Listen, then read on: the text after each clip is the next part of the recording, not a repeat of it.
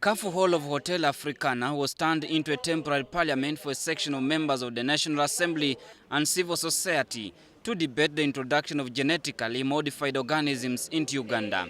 To these members of parliament and representatives of civil society organizations under the umbrella Foods Rights Alliance, the biotechnology bill before parliament is a deadly weapon to human life, and if allowed to be debated in its current status, may cause a health risk to Ugandans, as it will allow in genetically modified foods they say is unfit to human consumption. A bill is always preventing. It is not giving you that space of doing something. So we should not even allow it to come to Parliament. Because once it comes to Parliament, I know these MPs will eat meat on Friday, yet they are Catholics. Others will eat pork, yet they are Muslims. As long as Museveni is there. The legislatures that were brought together by CEATIN, a civil advocacy group, argue that Uganda has fertile soils for agriculture and there is no need for genetically modified foods to be allowed into the country.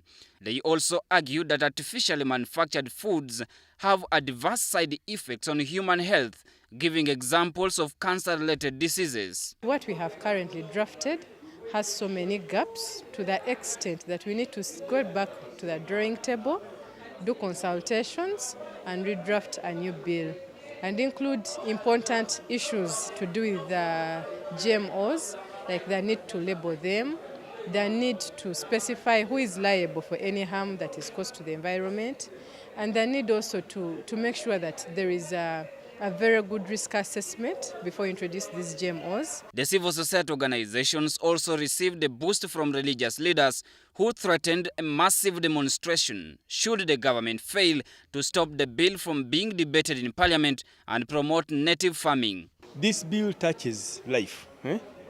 And for religious leaders, for the bishops, for the sheikhs, for the reverends, for the reverend fathers, if anything touches the life of a person, that is touching the religious leader. And we cannot allow anything that is going to disorganize God's creation.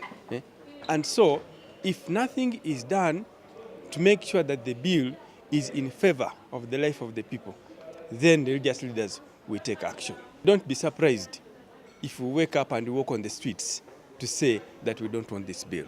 The biotechnology bill seeks to allow breeding of crops using genes in laboratories, with debate that it will help deal with the increasing lack of food around the world. Kenneth Bwire, WBS News.